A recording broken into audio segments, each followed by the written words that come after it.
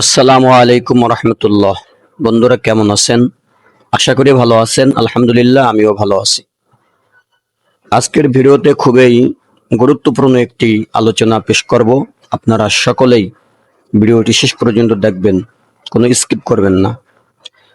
ভিডিওটি দেখার পরে ভালো লাগলে অবশ্যই কমেন্ট করবেন, লাইক করবেন, শেয়ার করবেন ইনশাআল্লাহ। আজকের ভিডিওর আলোচ্য বিষয় হয়েছে, যেই দেশের মধ্যে বাদশাহ জালেম হয়, অত্যাচারী হয়, সেই দেশের মধ্যে কোনো বরকত থাকে না।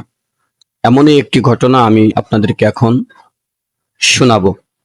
হযরত আব্দুল্লাহ ইবনে আব্বাস রাদিয়াল্লাহু তাআলা আনহু বলেন, একদা একজন বাদশাহ উনি রাজ্য ভ্রমণ করার জন্য বের হলেন, কিন্তু উনি ওনার প্রজাদেরকে খুব ভয় পাইলেন, হয়তোবা কোনো কিছু একটা হয়ে যাবে। সেজন্য উনি এমন একজন মানুষের কাছে গিয়ে আশ্রয় নিলেন, যার কাছে একটি গাভী ছিল। তো উনি সেখানে অবস্থান করলেন।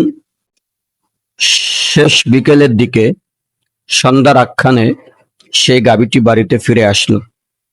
আসার পরে সেই গাভীর মালিক গাভীটিকে 30টি গাভীর সমান দুধ দহন করলো। 30টি গাভীর সমান দুধ দহন করলো। তো এই অবস্থা দেখে বাদশাহ খুবই খুশি হলেন, আনন্দিত হলেন এবং মনে মনে মনস্থ করলেন যে এর কাছ থেকে এই গাভীটি নিয়ে নিব। পরে বাদশাহ তাকে বললেন যে আমি তোমার কাছ থেকে গাভীটি নিয়ে নিব। তো পর্যা উনি তো কিছু বলতে পারেন না। যাই হোক, গাভীটি নেওয়ার মনস্থ করলেন। এর পরের দিন গাভীটি আবার যখন একই জায়গায় খাবার খাওয়ার জন্য গেলেন, সন্ধ্যার দিকে আসলেন। আসার পরে গাভীটিকে যখন দুধ দোহাইলেন, তখন অর্ধেকেরও কম দুধ মালিক পেয়েছেন। তো এই অবস্থা দেখে বাদশাহ মনে মনে খুব রাগান্বিত হইলেন। তখন মালিককে বললেন, কি ভাই, তোমার গাভী কি গত দিনে যে জায়গায় গেছিল, যেখান থেকে ঘাস খেয়েছিল, সেখানে যায় নাই? মালিক বলতেছে, জি জাহাপনা, অবশ্যই তো গেছে। তাহলে আজকে এত দুধ কেন কম? দুধ কেন এত কম হলো? তখন মালিক বললেন যে আমিও তো জানি না কেন দুধ আজকে এত কম হলো। আমার গরু তো প্রত্যেক দিন 30টি গাভীর মতন দুধ দিয়ে থাকে।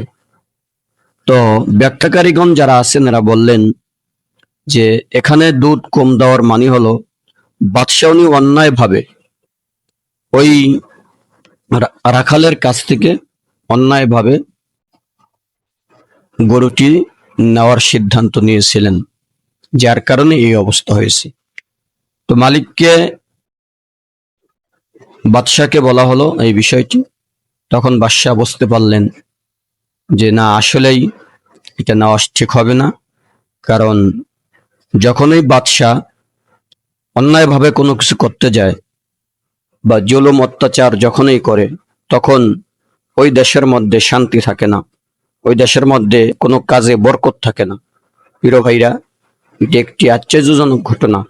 আসলেই বাস্তবতা এখানেই। দেশের শাসক যিনি হবেন, সে ন্যায় বিচার হতে হবে, সে ইনসাফওয়ালা হতে হবে, তার বিচার সবার জন্য সমান থাকতে হবে এবং সে একজন ভালো আল্লাহ ভীরু, আল্লাহর মুখলেস শাসক হতে হবে। যদি অন্যায়, অবিচার, এগুলো জুলুম নির্যাতন যদি বাদশাহ করে দেশের মধ্যে, তাহলে ওই দেশের মধ্যে কোনোদিন শান্তি পাওয়া যায় না, শান্তি আসেও না। সুতরাং আমরা এই সামান্য একটি গাভীর ঘটনা থেকে শিক্ষা গ্রহণ করতে পারলাম। ধন্যবাদ, ভালো থাকবেন। আসসালামু আলাইকুম।